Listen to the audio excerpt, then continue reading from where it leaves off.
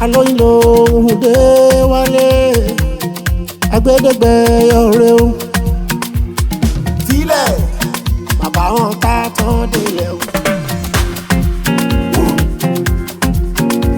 mi ò ní lọ síbi kan bàbá wọn ká tán délẹ̀ adókẹ́ wọ́dé sí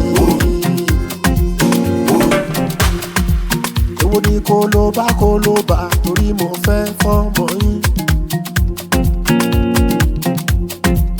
Èwo ni ti warrant of visa torí mo fẹ́ fọ́mọ yín. Wọ́n bí mi mo túra bí èmi gangan lábí sọ́lá mo bọ́lá jí mo jí bọ́lá mo fẹ́ sọ̀kọ̀ bọ́lá ti tó. Sílẹ̀ bàbá wọn ká tán délẹ̀ kó ló bá eléré ò dá òun sí ṣàzùdá mo léléré ò dá òun sí ṣàzùdá àwọn kan bẹ nílẹ̀ yìí ojoojúmọ́ náà ń ṣọmọ wọn gbóná jù kò sí ṣàǹsọ orúkọ tèléré ni la fi mọ̀ wọ́n káàkiri ẹ̀bẹ̀ ni mo bẹ̀ yín o ìdọ̀bálẹ̀ mi máa rẹ ẹjẹ́ ń fẹ́ ìyàwó mi o sílẹ̀ bàbá wọn tá tán délẹ̀ o mi ò ní lọ síbi kan bàbá wọn tá tán délẹ̀ o. Ọkọ mi yìí ọgbà ọ̀rọ̀ gbogbo rẹ̀ lọ́sọ̀dọ̀ rẹ̀ lọ́tọ̀ ló sọ tátà ìjì lálàbà ayélujára yorùbá yíyọ̀lùwà yíyọ̀lùwà yíyọ̀bà ayélujára yíyọ̀lùwà yíyọ̀lùwà yíyọ̀bà.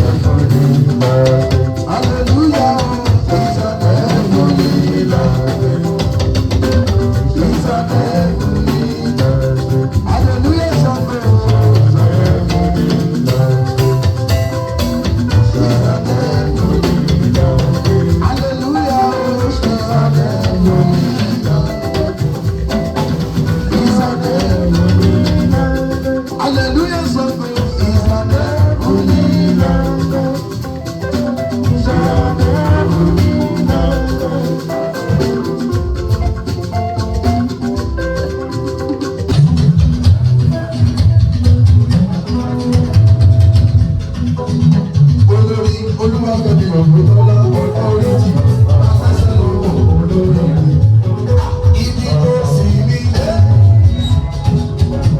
ẹ̀kọ́ pé kò lè dé bẹ̀rù ọmọdé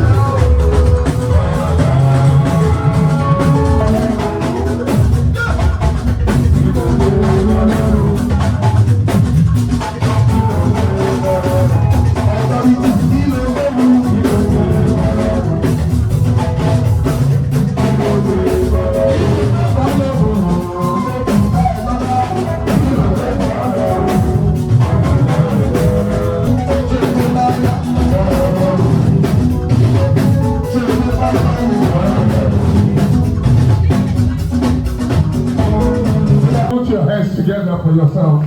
If you're happy to be alive today, the distinguished ladies and gentlemen, we're celebrating a damsel today. A beautiful woman par excellence. You shall live to be 60, 70. Okay, I want you to start clapping. When you're okay with the number of years you want her to spend on earth, then you stop clapping. So she will live to be 70. Keep clapping. 71, 72, 73, 74. Olori Oluwakemi 75, 80. Are we good with 80? No, okay. 85, 86, 87, 88, 90. Are we good with 90? Aya Oketola, you are not good with 90. 91, 93, 95, 97, 98, 100, 110, 120. The rest at your own school. A big round of applause for the celebrant. Distinguished ladies and gentlemen, today we celebrate Olori Oluwakemi Funmilola Oketola, popularly known as one and only authority. Please ever be Sharon lot of water to read along. Yes, the wife of Aseyi Adio Oketola.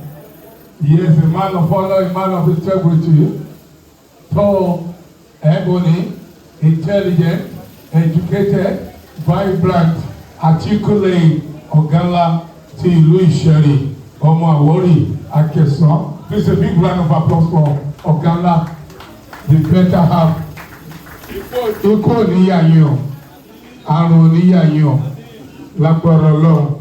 Yes, the name of the children, although eléwì akéwì wà gbélé ó máa ṣe gbogbo yẹn tó bá yá, but let me just complete it. Seliat Olori Oketola stand up for recognition. Eba mi ṣalá tẹ̀wọ́ tó rílẹ̀. God bless you. You will live long. We also have Ismail Afolarin Oketola. Eba mi ṣalá tẹ̀wọ́ tó rílẹ̀. God bless you. We also have Umar Olamikosi Oketola. Please put your hands together. We also have Sophia Cheniola Oketola. A big round of applause. Put your hands together. Torí Ọlọ́run ẹ gbójú ayọ̀ sókè. Oh Lord, you will continue to be our God forevermore. Accept our thanks in Jesus' name. Oh Lord, we thank you for all the preparation, the arrangement for this day, for this wonderful event. We pray, oh Lord, that you take absolute control in the mighty name of Jesus. We pray. And I'm so grateful for everyone standing here today. It's a pleasure to have you all here today. And I'm grateful to be in the midst of everyone today. God bless you all for honoring my mom's invitation for her birthday. Today is not just a day of celebrating my mom. It's about celebrating her love, her kindness, her compassionate self, and everything good about her. She has been through thick and thin, and today is her 4th decade on earth. And it's a pleasure to be here today to have you all. We've gathered here to share memories, laughter, and her strength, and everything that she has been through. It's not easy to be 40 years. 4 decades on earth is not easy. So I'm just thankful to be here. I'm thankful for everyone that is here today for honoring our invitation and coming here to celebrate my mom with her. Thank you all very much. I'm very grateful. To talk about my wife, I don't know what to say. it's a long story. Because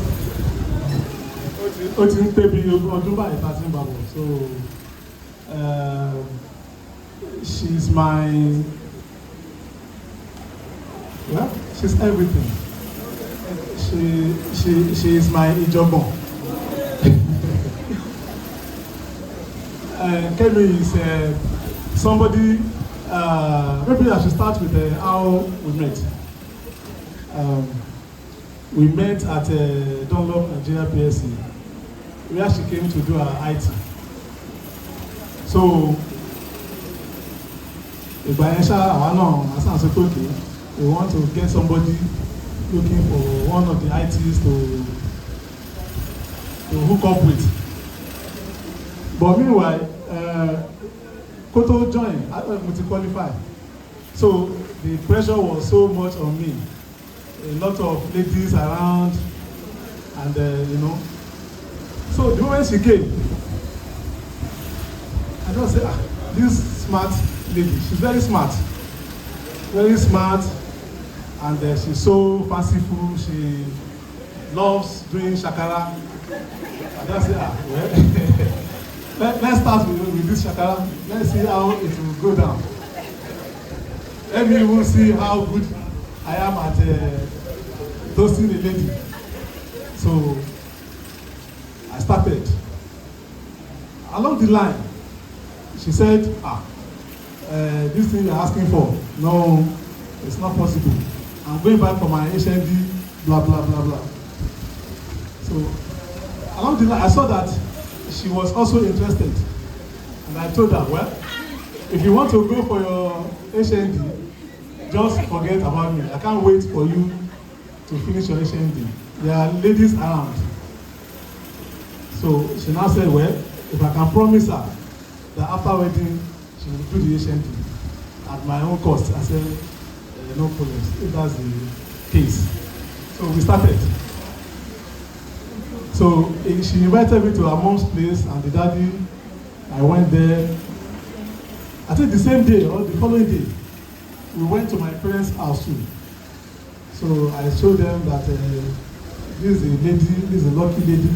The most surprising thing was that my parents, they just accepted that yes, this is your wife. This is your wife, and they asked me that, okay, above all, within their minds, they have accepted that, but they will still pray over it. You know, our parents, they will need to tell one afar, one aladura, mommy morning, so later they told me that there is no problem. That lady, you have no issue. And we started the journey. So all the promises I made then, that she will have to complete her HND, I did it. Meanwhile, she did it when she was carrying the third child.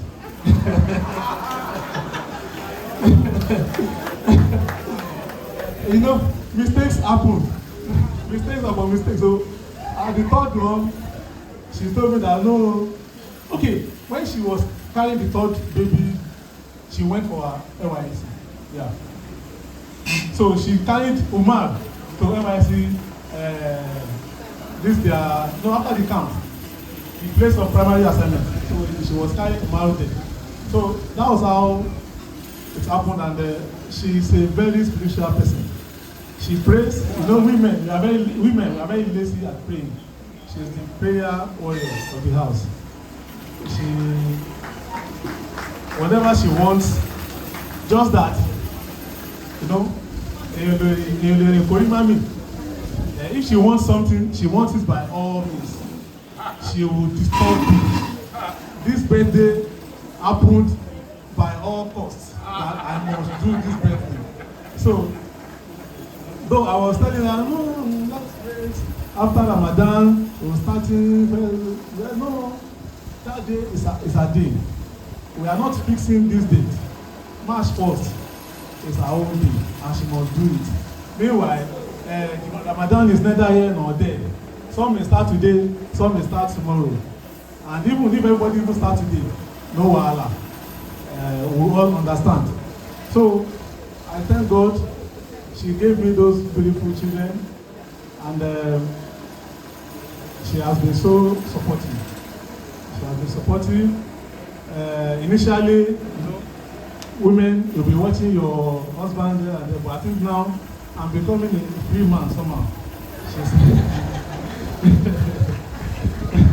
I remember when we just married, she saw one message on my phone, and in fact, serious cry.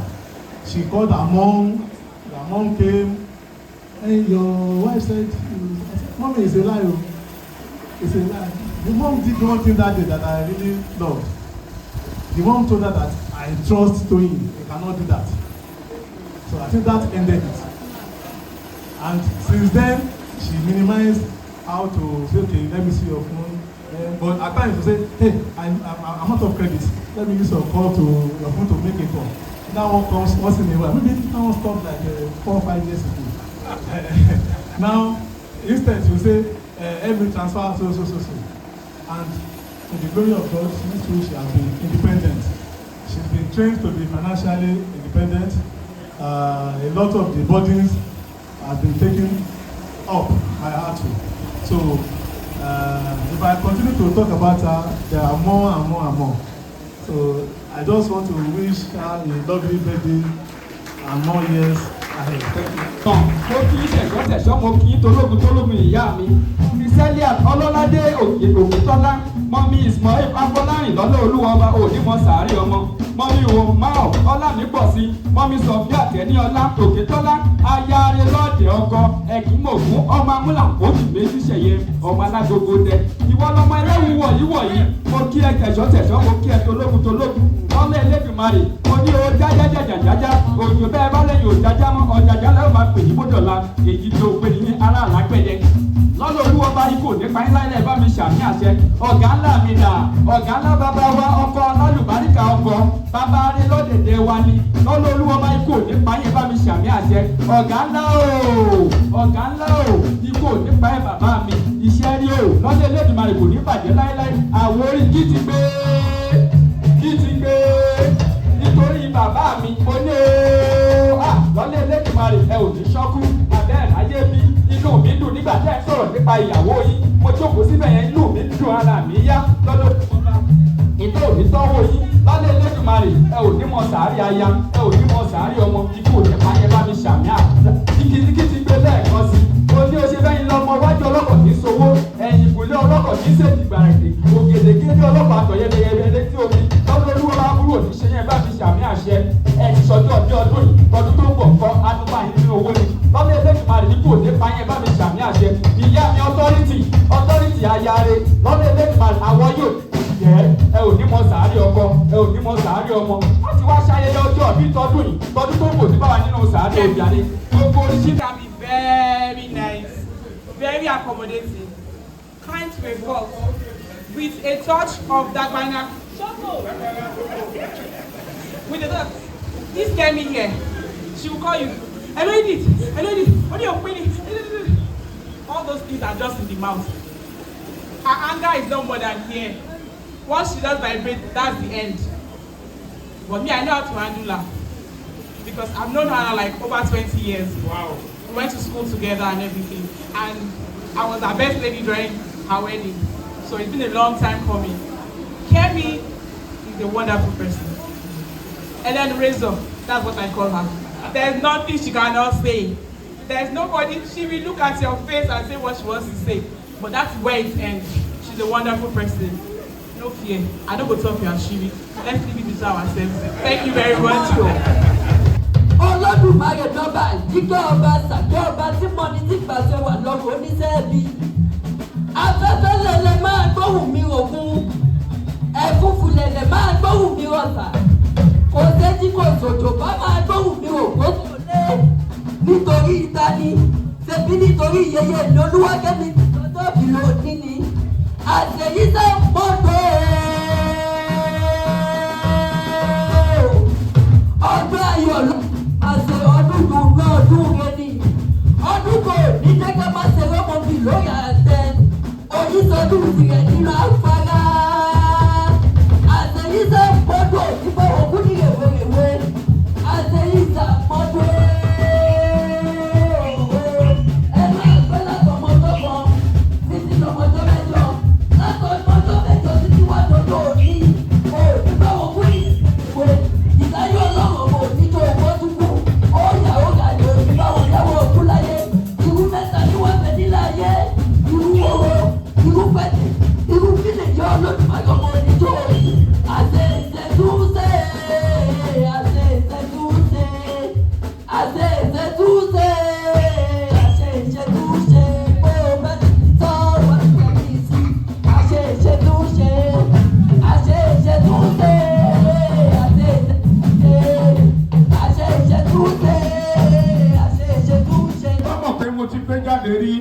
tó bá jẹ́ lẹ́ẹ̀kan ni mo gbé jáde kí n pariwo kí n ní kẹ̀wù ó ní tó bá jẹ́ lẹ́ẹ̀mejì kí n ní kẹ̀wù ẹ̀ẹ́mẹ́rin kọ́ gbogbo inú kẹ̀wù wọ́n dá mi lóhùn bí ó ṣe níjọ́ Sunday nìyẹn mo bá lọ sí church lẹ́yìn ìkórè àwọn obìnrin bá ń jáde lẹ́yọ̀ kọ̀ọ̀kan láti wá ṣe ìdúpẹ́ obìnrin tó bá jáde láti máa bá mi kọ́ ká lọ ìdí ọpẹ́ mi dáa.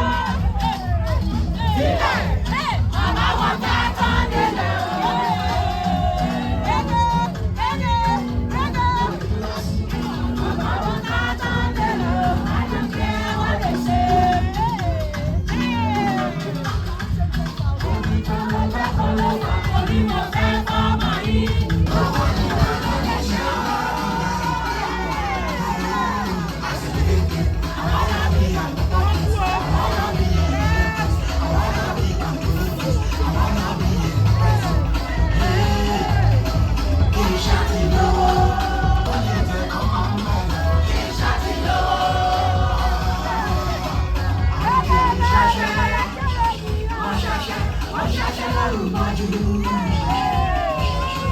Àwọn tẹ̀lé ṣáṣá wọ́n ṣáṣá láì fojú kan. Ọ̀lẹ́sùn ọ̀lẹ́lágùn, ọ̀lẹ́sùn ọ̀lẹ́lágùn, ọ̀lẹ́sùn ọ̀lẹ́lágùn, ọ̀lẹ́sùn ọ̀lẹ́lágùn.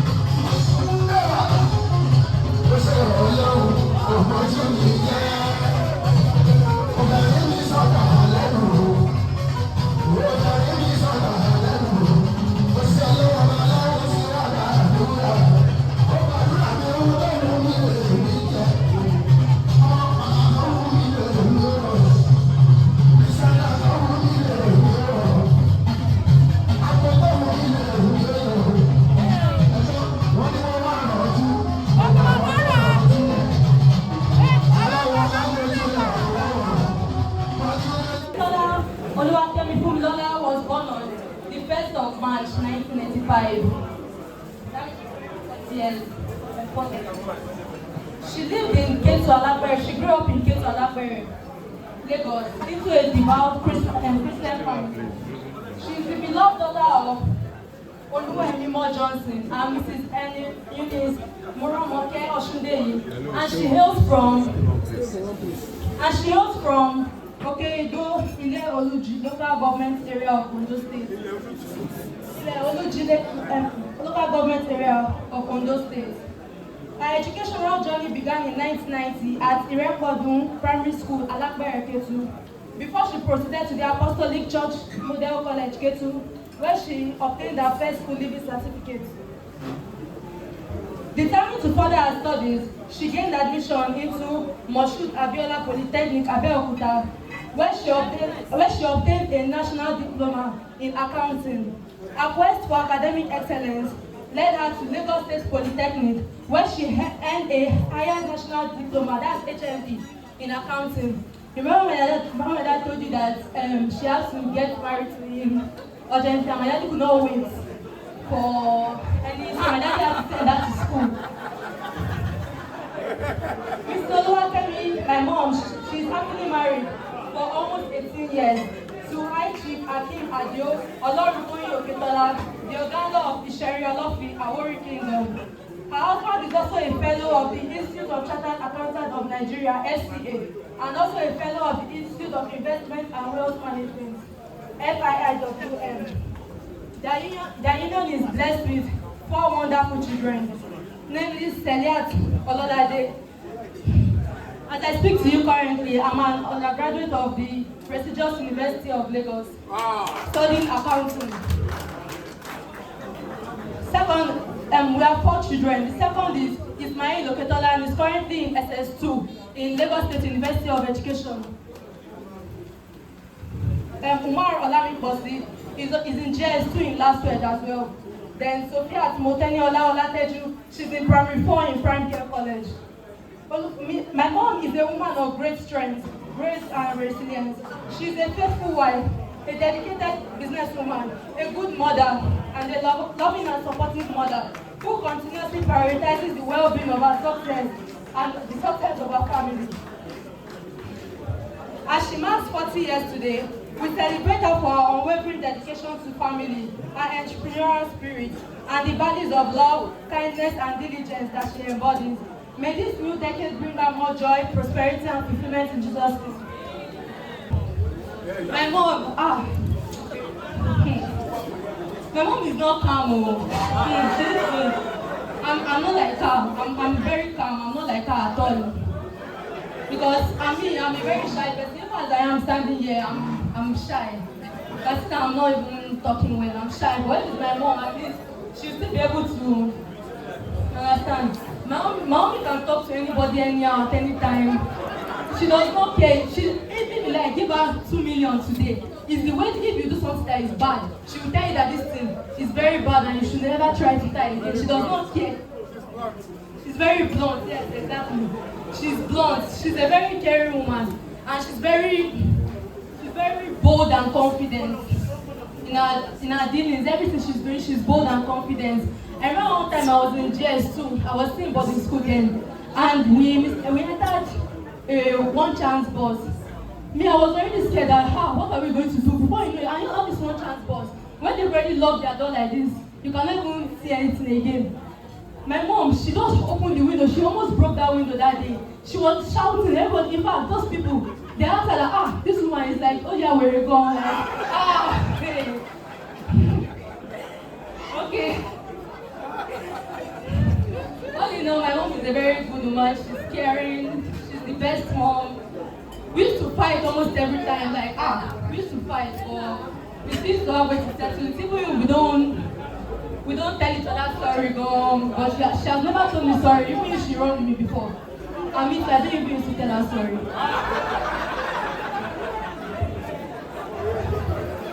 So, she prioritizes passion. Anything is passion like this, she's on it. Like, nobody can even tell her that, even to Naomi is 90 years, 100 years, this is how she should be doing. She's agile forever, like, no, that's what I can say about my mom for now, what I can remember for now.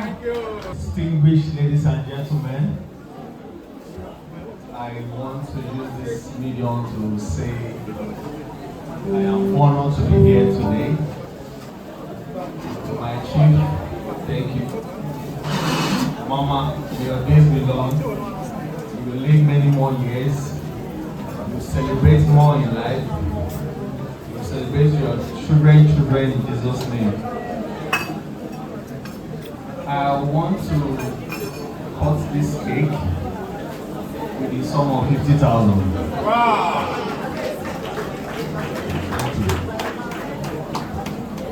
Thank you. He is going to cut the cake with the sum of 50,000. Please, a big round of applause. A rich man, he doesn't talk much. God bless you. I will help you do the rest.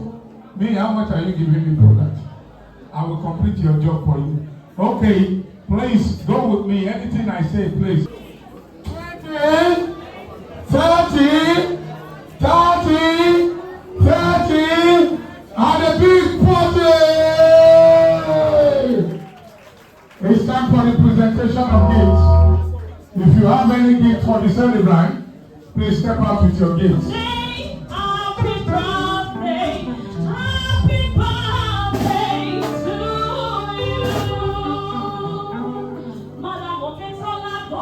Your new way.